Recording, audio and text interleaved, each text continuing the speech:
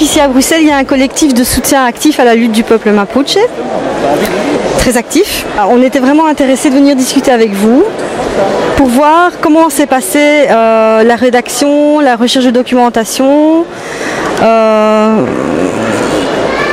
il y a aussi quelque chose qui m'a beaucoup interpellée, c'est à la fin les remerciements.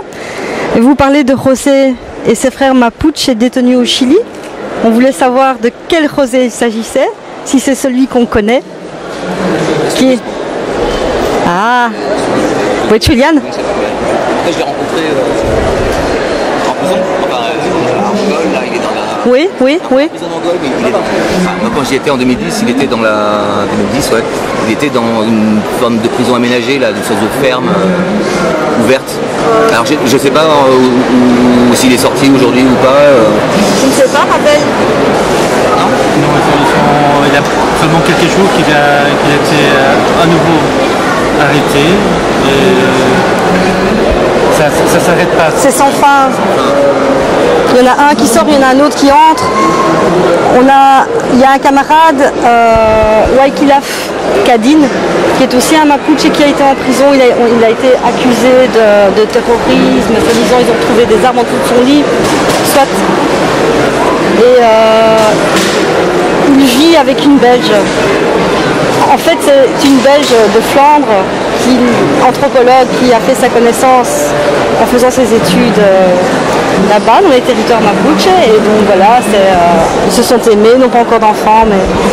Et donc, il était venu voir ses beaux-parents pendant 3 mois. Donc, le gouvernement chilien lui a accordé la sortie. Donc, tout s'est bien passé. Il a pu passer la douane à l'aéroport. Et il y a 3 semaines, on commence à voir tous les jours en une des journaux comme quoi c'est le Mapuche le plus recherché, très dangereux. Il s'est enfui en Norvège. Vraiment une campagne de désinformation pour essayer justement de remettre encore une fois Waikilaf en prison. Et ça, c'est un exemple. Il y a l'exemple des frères Julian. Ça ne s'arrête pas. C'est tout le temps. En fait, j'ai rencontré sa famille à José, en fait, enfin sa mère, en fait, qui était avec les petits-enfants. Et on a vu la Machi, la communauté. Donc, et après, on était à Angola avec les prisonniers mapuche et José qui est dans une autre prison. J'ai juste raconté l'anecdote. Le premier contact que j'ai eu avec les mapuche, c'est par le biais de Danielle Mitterrand, quand elle était encore vivante, à l'association France Liberté.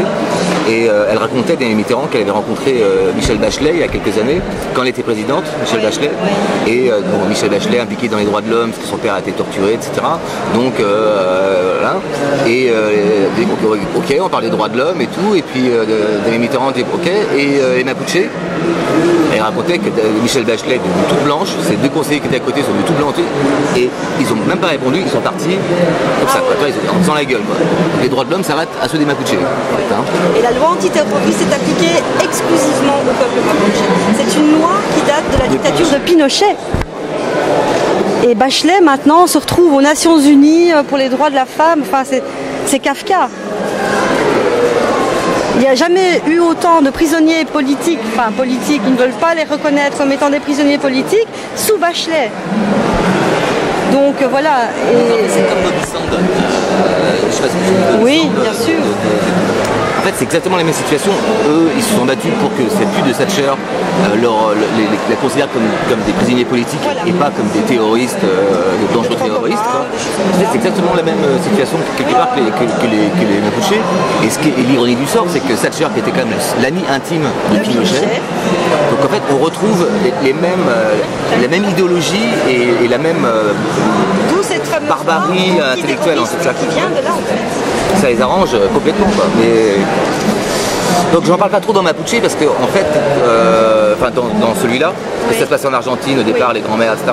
C'est différent. Et la première version que j'ai donnée à mon éditeur finissait au Chili, dans la communauté de Rana, en fait, enfin du personnage Mais du coup, le bouquin allait faire 600, 700, 800 pages. Et mon éditeur a dit, attends, ça se commence en Argentine, tu finis en Argentine, et tout ce qui se passe au Chili, qui est une autre problématique, parce que même si politiquement ils ont eu deux dictatures à peu près similaires, c'est quand même aujourd'hui c'est quand même deux pays complètement différents. L'Argentine, grâce aux grands-mères, ils ont quand même réussi à juger leurs bourreaux, etc. Ce qui n'est pas le cas du Chili, hein, quand même. Deux, trois mecs qui ont Contreras, il est dans un voilà, il y a quelques trucs comme ça. Comme au Maroc. Ouais.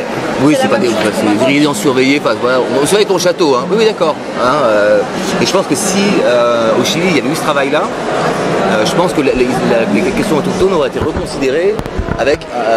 C'est évident que la loi antiterroriste aurait sauté. Ce qui n'est pas le cas. Ils continuent de l'appliquer. Et comme ils n'ont pas fait le ménage chez eux, les Winca n'ont pas fait le ménage chez eux, les Mapuches, c'est sûr que c'est les derniers, la dernière roue du carrosse. Ils ne sont pas considérés comme des qui aura une suite. Du coup, qui se passe au Chili. Et donc, il traitera du coup de ce que j'ai vu, moi, en fait, dans les communautés, donc de José et de cette problématique de loi anti-terroriste. Et il y aura un personnage qui ressemble étrangement à ce que tu dis, qui sera le Mapuche le plus recherché, le super terroriste, en fait. C'est juste un mec qui défend les droits. Et donc, tous les frères sont en prison, et lui, qui fait toujours les allers-retours, et lui, qui se met dans le maquis, en fait, qui veut plus répondre qui a la marre de faire des allers-retours en tôle, en fait, quoi. C'est pour ça qu'ils adoptent la clandestinité. Hein. Il y a beaucoup qui choisissent la clandestinité, donc on ne voit plus sa famille, on ne voit plus ses enfants. Pourquoi? C'est une façon de continuer la lutte. Parce qu'en prison. C'est bien. Et on est content. C'est tout ce que j'ai ressenti de toutes les rencontres que j'ai fait avec les Mapuches. Ce que j'essaie de faire dans mes livres, c'est que les personnages soient symptomatiques de la problématique du pays. Et donc il y aura trois personnages, deux Mapuches et un autre mec. Il sera avocat, en fait, qui défend les Mapuches, parce que j'ai aussi rencontré les avocats qui les défendent, qui m'ont raconté toutes les fausses informations et aussi comment le gouvernement fait, et on voit avec l'apartheid, c'était un peu la même chose, pour diviser les Mapuches entre communautés et à l'intérieur des communautés aussi, en faisant croire que les dénonciations, les gens cagoulés qui soi-disant sont des témoins à charge, en fait, sont des détenus, des droits communs, des remises de peine, etc. Et on accuse, parce que j'ai vu dans un journal, en fait, quand j'y étais, qu'il y a soi-disant un des témoins à charge des Mapuches était Mapuche, et il y a une femme qui s'est retrouvée en photo dans le journal comme si c'était elle qui avait accusé d'autres Mapuches, quoi. Elle était terrorisée parce qu'elle disait c'est faux, en fait, et donc les autres, ah ouais, t'as vendu tes frères, t'as vendu tes frères et tout, mais non, bah attends, t'es dans le journal et tout. Du coup, ça fait c'est horrible, quoi. Les gens lisent beaucoup de polars et c'est tellement bien documenté. Oui. Par le polar ou le roman, en tout cas. Oui. Parce que si, je pense qu'il y a ce problème-là en tant que militant, on va dire, c'est de sensibiliser les gens, un truc et tout, et les gens sont là, oui d'accord, oui, c'est dur, enfin, tu vois, ils peuvent compatir le temps de vous parler, et puis après, et chacun fait ce qu'il peut, en fait, hein. Moi je peux faire que des livres, c'est mon truc, quoi. C'est un outil parce que du coup, je me suis rendu compte que des gens, plein de gens me disent ah bah tiens, je connaissais pas les Mapuches et tout, même si j'en parle finalement peu dans ce livre-là, par rapport à toutes les problématiques que je garde pour le prochain, quoi. Mais au moins ils savent qui c'est. Et du coup, quand il y a des échos après, ils voient un documentaire où ils vous entendent, des choses là, ils disent ah oui, je connais, ah oui, c'est ceux qui. Donc dans le prochain livre, ça parle pas que de ça, parce que ça parlera du Chili en général, quoi. Mais que ce ne soit pas un hasard. Enfin, dans mon prochain livre, si j'ai réussi à l'écrire comme il faut, on comprendra que c'est pas un hasard si les Mapuches sont considérés comme ça. C'est parce que tout le système politique et économique fait en sorte que le néolibéralisme à outrance fait qu'on ne veut pas entendre parler de ces problèmes, surtout pas de ces problématiques-là, quoi.